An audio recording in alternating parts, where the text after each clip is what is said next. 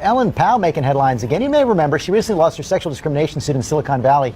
But in her new job running Reddit, she's actually banning salary negotiations for new employees, saying they can hurt women applicants. ABC's Rebecca Jarvis has the story.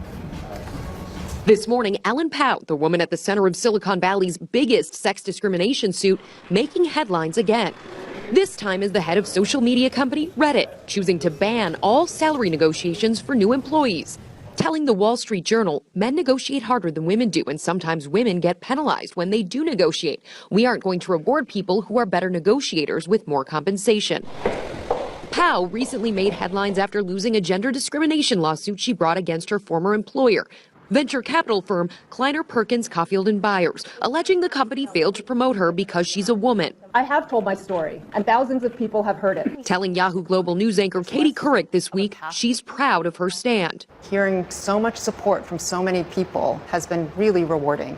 According to the Census Bureau, the median income for women is nearly $11,000 less than men.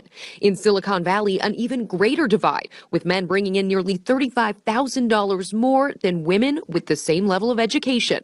And when women negotiate, researchers have found it can even have a negative effect. Ask yourselves, what would you do if you weren't afraid? Taking negotiating off the table seems to be the opposite of one of the central themes in Facebook COO Sheryl Sandberg's book, Lean In.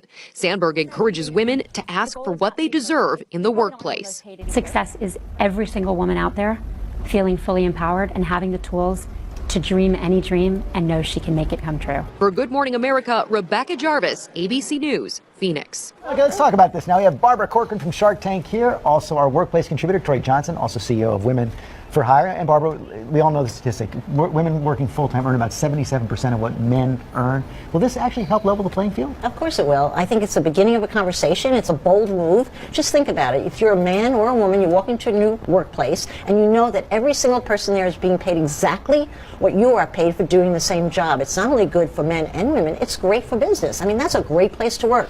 And I think that's exactly what's going to happen with this women's firm.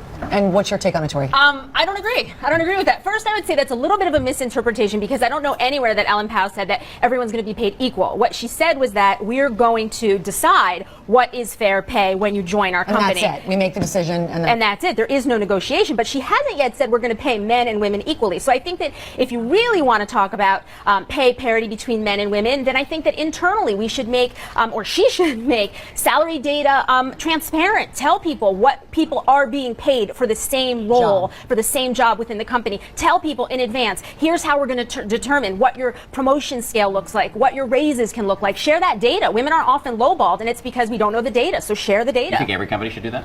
Not necessarily.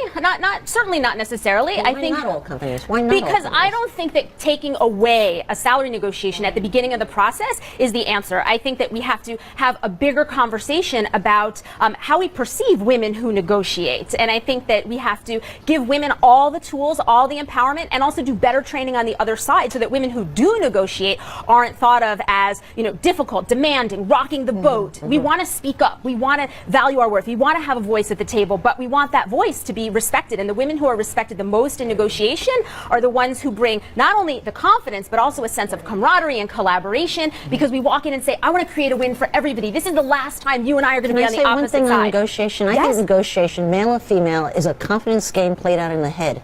So if you walk in and feel empowered that you are entitled to the money or what you're asking for, you do a great job in negotiation, period. And I can tell you, I have sat on the other side of women my whole life. I've hired 3,000 people in my career.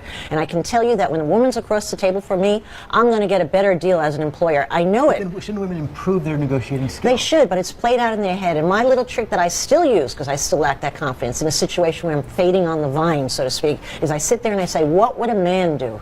You lack confidence? Definitely. I don't believe it. I make it good. What would a man do? Boy, does that get me right on the right path. But don't tell women to be more like men. Don't tell women to be more like men. Tell women to be more like you. Be the best confident you.